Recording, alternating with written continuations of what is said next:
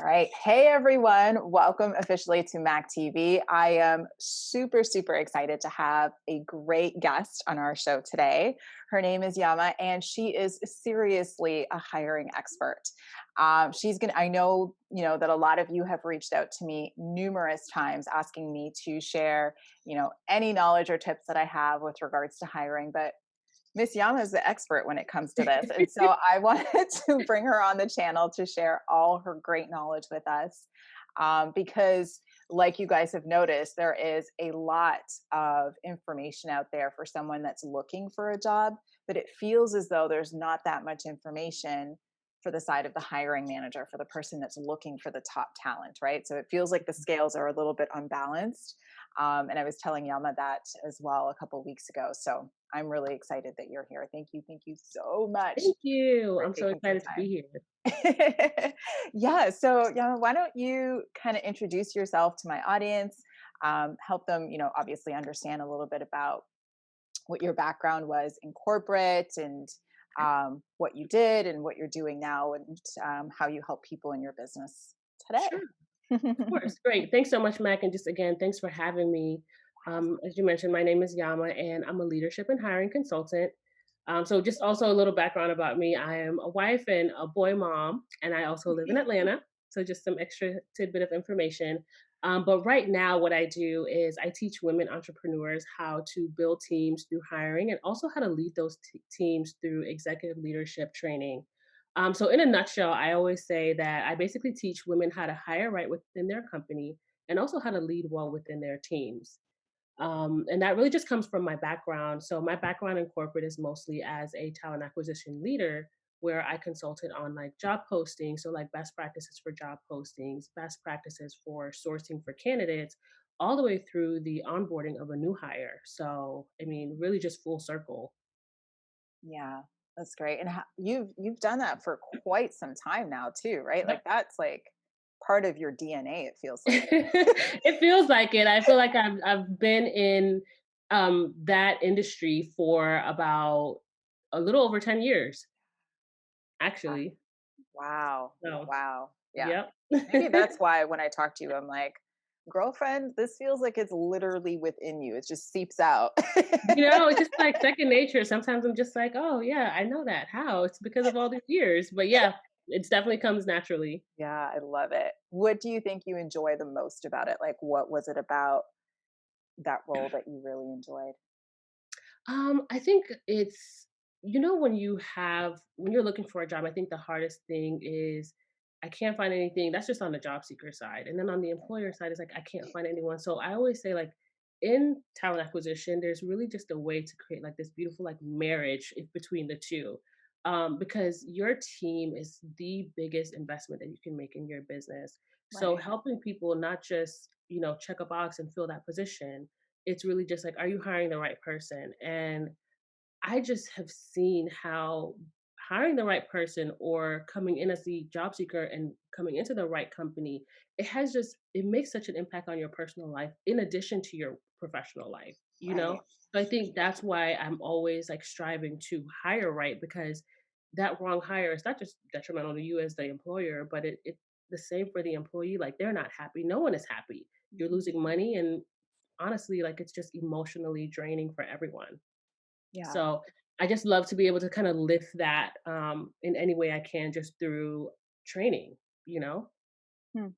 So good. Guys, you heard it here first, right? Like, oh, this is really good. Thank you for sharing. So, when Yeah. it comes then to hiring talent, what would you say, or where would you say is your favorite place to find really great people, Yeah. and and why? Oh, I love this question, and I think the reason why is that there's really no one size fits all approach, right? It Hmm. really depends on your company size. It depends on the role that you're looking to fill. It also depends on how much you even want to be involved in the process as a hiring manager, right? So I look at it as just multiple different ways. So if you choose to hire passively, like if you're like, I really don't want to be as involved and I kind of want to like point and click type of thing, you can go more towards a job posting, like the job board option where you're posting and you're almost waiting for the best candidate to apply. in order to start interviewing, right? If you want to be more active in that process, you can actually go out and source for candidates through online resume databases or through directories for certified professionals like OBMs. You can go search through their directory or submit RFPs. You can connect through groups. So, and Mm. even going through freelancer websites. So I think it depends on one, how actively or passively do you want to be involved in just finding or getting the candidates? And then from there, like I said, there's just no rules at all. You basically need to identify who the potential candidate is, find out where they hang out, go and post or search there. And so for me personally, I love the posting approach. I love the posting and the searching approach. I like to be, like out there, let me communicate everything that I need through a job board and make sure that I'm advertising it. But I also love to kind of take control of that as well and see like how can I source and find that ideal candidate just in case the right people haven't found my job.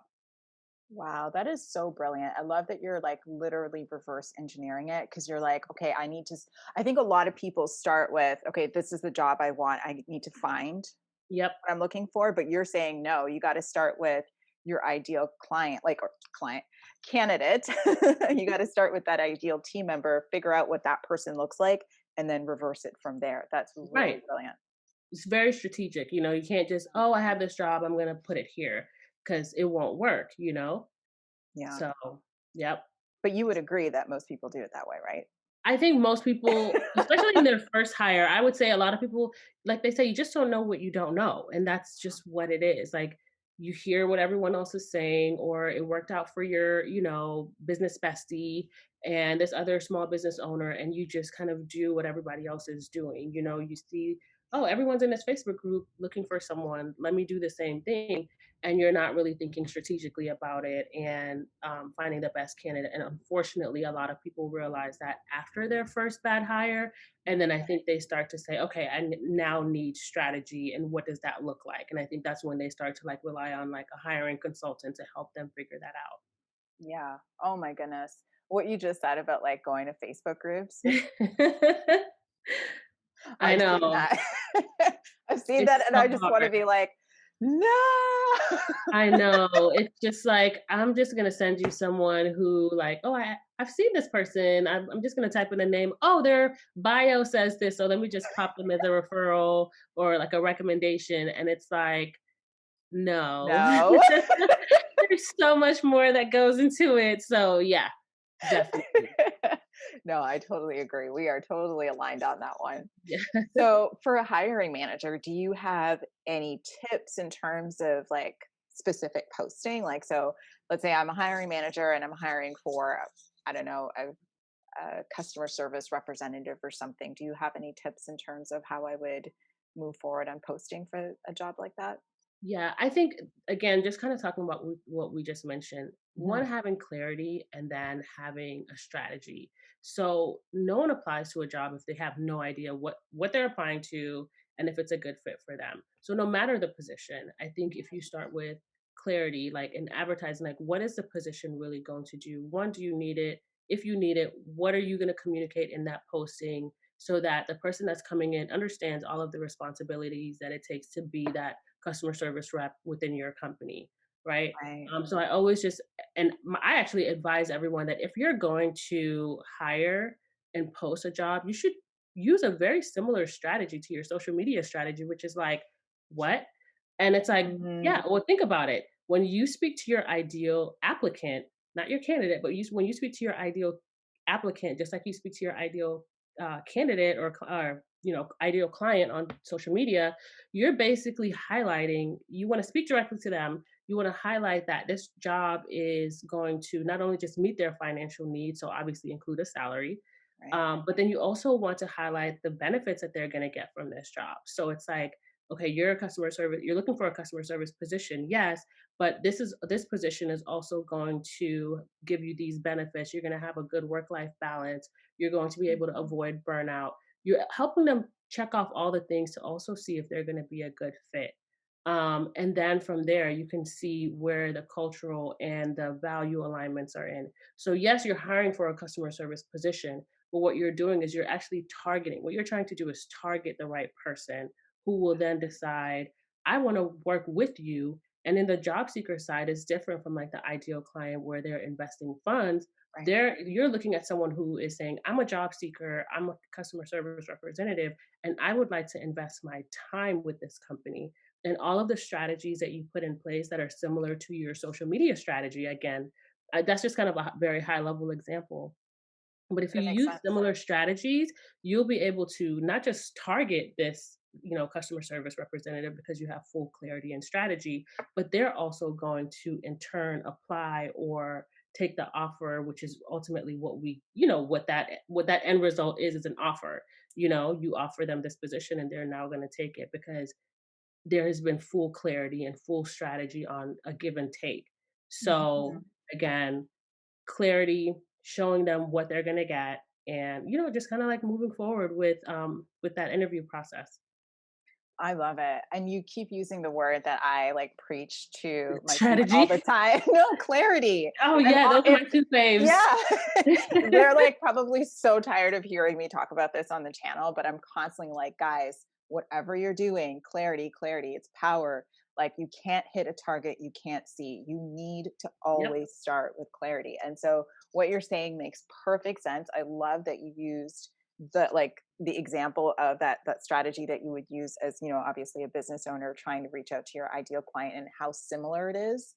My Hmm. God, that's like a gem. Thank you Yeah. so much for sharing that. I hope you guys are taking notes because, you know, this is like gems that she's leaving. I suggest you pause this video, grab a notebook if you're not, and then take notes because I'm like literally also taking notes. Listen, sometimes you start thinking that you need a customer service representative and you might need someone else who does something completely Exactly. different. And that's why, like we said, you pair So that true. clarity and that strategy together. And you might actually even have a posting for something that's not customer service representative. It might be totally different. Yeah. So, yep. So good. Such a great point. So in terms of like, okay, so now we've got like that section kind of not settled, but we kind of understand the strategy behind that. When it comes to now you're receiving the resume Mhm. and you're like looking at it, when you're resume screening, do you have like maybe one tip that you can share with my audience in terms of what they should be looking for or, Yeah. in terms of red flags or anything like that?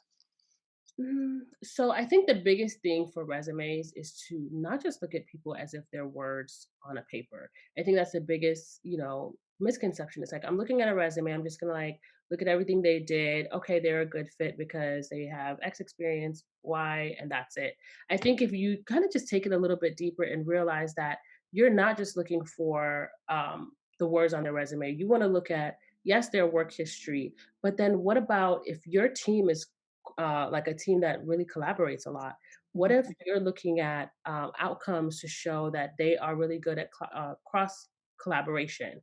Are you looking to see if they have provided like evidence of like outcomes and results? So yes, it's great to show that you did these things, but what are some like outcomes that you can also show me in your resume that I can see? As well to see that, okay, yes, you did this thing, but how successful were you in doing that? And Mhm. sometimes if people put a lot of like, just I guess some backup data and some additional information in addition to the role, it will really help you see that. So basically, really just like looking at more than just the words, taking the time to do the reference check. That's also another thing when you're looking at a resume, because a bad hire again will cost you so much more in the long run. Um, and one of the things that's kind of like I don't know if it's a hidden tool, but or people just don't use it, but like really creating screener questions in your job posting, you Mhm. really can apply filtering mechanisms so that when you get resumes, again, it can filter based on things that you set up criteria to help you not just say, here are all your resumes, but maybe you should prioritize these resumes based on experience or based on education or whatever, so that you're actually honing in and just viewing the resumes that are most important. So not only is that just how do you look at resumes, it's how can you manage your time while you're going through that Yes. process. Yes. So definitely using that as well. That is so good. That's really, really, yeah, I can see how definitely that helps things. I remember for us too, like on my team when we started implementing that like kind of screening process, it cut down like because I had a recruiter on my team and it cut down her time when she did her time audit by like 3 hours a week, just having Mhm. that extra like step of just screening out certain things because we obviously knew what we were looking for because of clarity. And so it Right, helps right. you to screen things out. No, I love that. Yeah. And if you can save time getting Yeah, to and then the you just outcome. you get inundated, sometimes. I mean, the goal is to get inundated. We love to get a lot of responses. We love to get a lot of feedback, but But like, that's also very daunting. You want to make sure that, great, I have all these responses. Now, how can I actually strategically go through the best ones?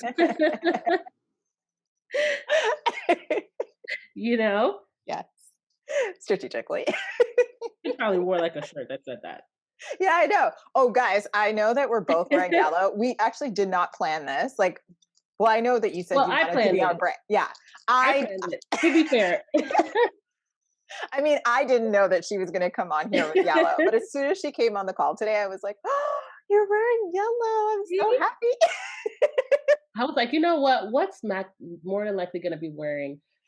Pink or yellow? So I said, I don't have a lot of pink right now. So yellow it is. My girl knows my brand. I I love mean, it. look behind you. I So it was very easy to pick up. So I was like, I'm going to come in and match today. know, and you're rocking it so well too. Thank you. Okay, so what should a manager basically? So okay, so we've talked about the posting, the Mhm. resume screening or whatnot. So let's say the person makes it to the interview phase. Yep. What should my hiring managers out there keep in mind when it comes to interviewing somebody? Sorry. Yes. When you interview, I think the best way to I don't know, have like the best interview is to get them out of that mindset that they're being interviewed. I Okay. feel like when people come in, they're just like bottled up and they're just like, okay, I did this and I did that. It's like very black and white, right? Hmm. So for me, I want to just shift their mindset and hone in on like who's the real person that I'm going to be interviewing, because you're not going to hire the person necessarily that's on the paper. Their resume is not going to be working for you. It's going to be the person. Yeah. So for me, I like to change the approach and let them know like, hey, you're interviewing this company as well as I'm interviewing you. Hmm. So I need, as you the employer are checking off your list for the applicant, they should be checking off mentally like a list for them. And so I think the best way to do that is by making it a very human experience. And so when you do that, I find that people are more honest, they're more open. And I just look at it like, think about when you invite a guest to your house, and then you also, as opposed to making someone feel at home, once you make someone feel at home, you truly get the real side of them. You understand their personality, so it's easier for you to assess who they are. You understand their values a little bit more, as opposed to just their resume content. So again, this type of approach of, again, doesn't mean like make it a very lax interview. It just means that make sure that you're having candid conversations and just being, I guess, fluid in a sense as well, so that way you're really getting to know the person in addition to their experience. When you do this, what I've found is that you really do get one, the right person working into the right role, because you kind of are getting to better understand each other. And this just leads to like less turnover. Again, I already mentioned more honest interviews, but really just both of you guys making a decision that we are mutually a good fit for one another. Mhm. Because that, and you cannot really gain that if you're just, checking off like, so you worked here, great. You ask certain questions to probe them, to give you more of those casual type of conversations, to see who they are at their core, so that they can also feel, you know, like this is the right job. And then giving them the opportunity to ask you questions, and sharing. Sometimes you can even oversell over, undersell, whatever it is, but just sell the company in the role. Like, give them a very clear picture.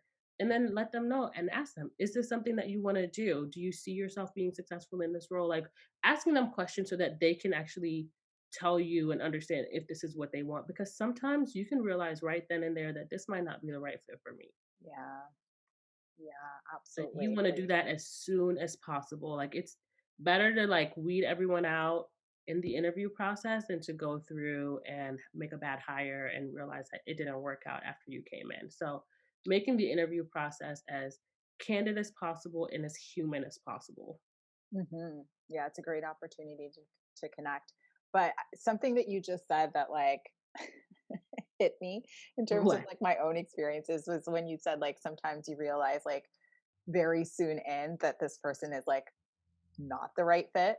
Do you Yeah. have like a tip maybe that you can share with people in terms of like what they should do if they realize like 10 minutes in, like you've got this scheduled interview for an hour and 10 minutes in, like this ain't the person. Well, how would you politely um It's such a tough question. Oh my gosh. But I mean, I think in all fairness, sometimes you still maybe it was that one question that just threw them off, you know? yeah. Maybe they just had no idea how to answer that question. And I think this happens when you mix up your interviews. Like if you do some situational Mm, questions as opposed to tell me about your background or blah blah blah. And I think sometimes people get stuck, and it's okay. Like I always say that you can bomb an interview and still be a great candidate. mm, So I don't like to just weed people out just because maybe you didn't do like that great. Maybe if there are some like very stark things that right. are not going to work, Yes, I think that's what I'm you talking can about. still, yeah, you can still, I don't know. I wouldn't want to just make them leave with like a bad kind of taste in their mouth, because in all fairness, we still want to have a very fair interview process. So like interviewing them, going through the rest of the questions.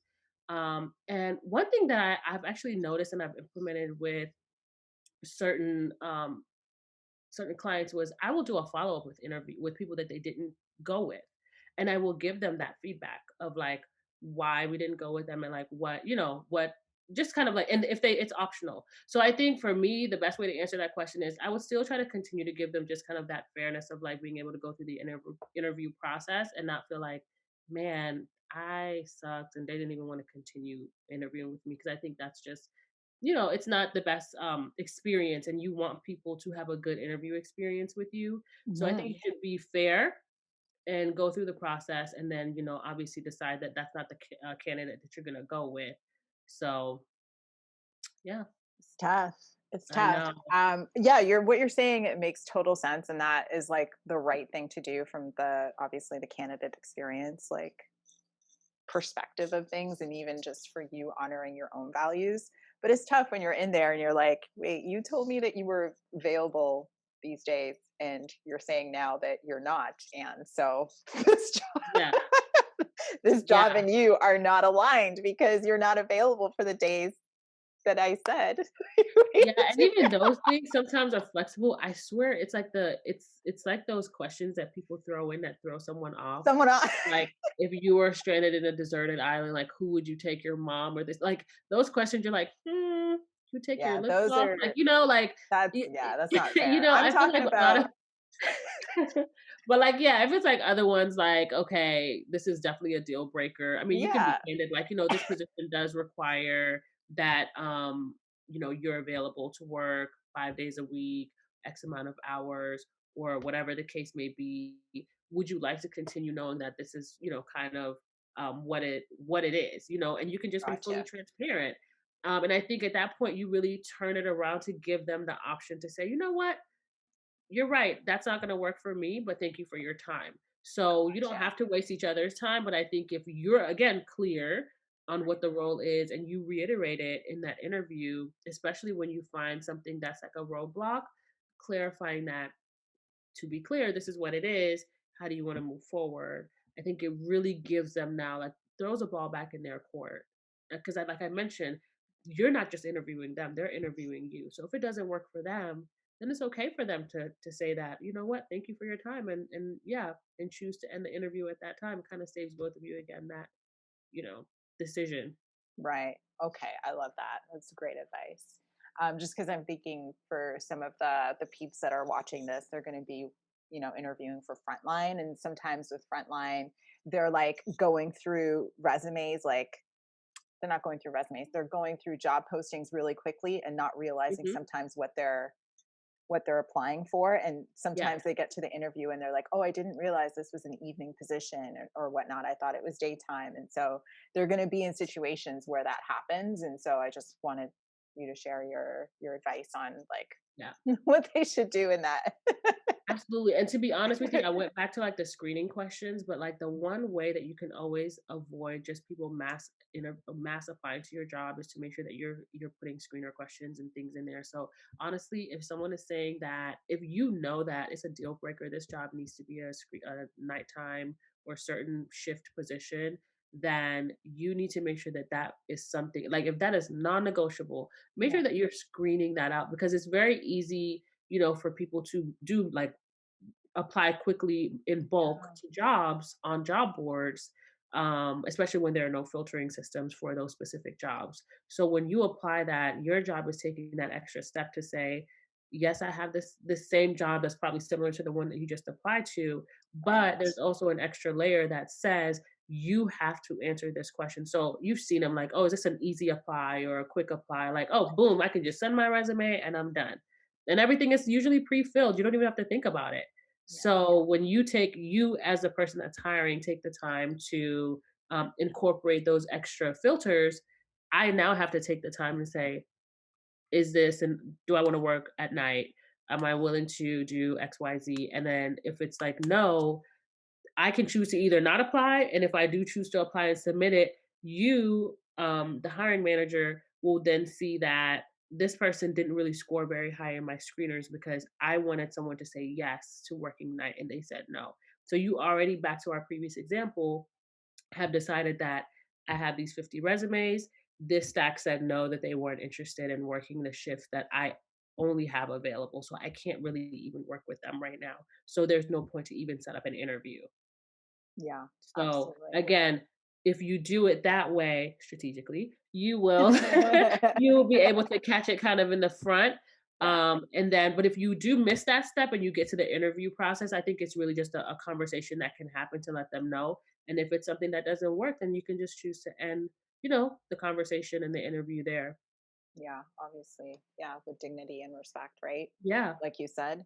No, I love that you're also calling this out, which is the fact that like basically whatever like slips through the cracks at the interview or at like when you've hired this person, as being kind of like something that was incorrect, you want to think like this is actually a symptom, what was the actual root problem? Because what Hmm. you just identified was really and truly the root problem was the screening process, Yeah.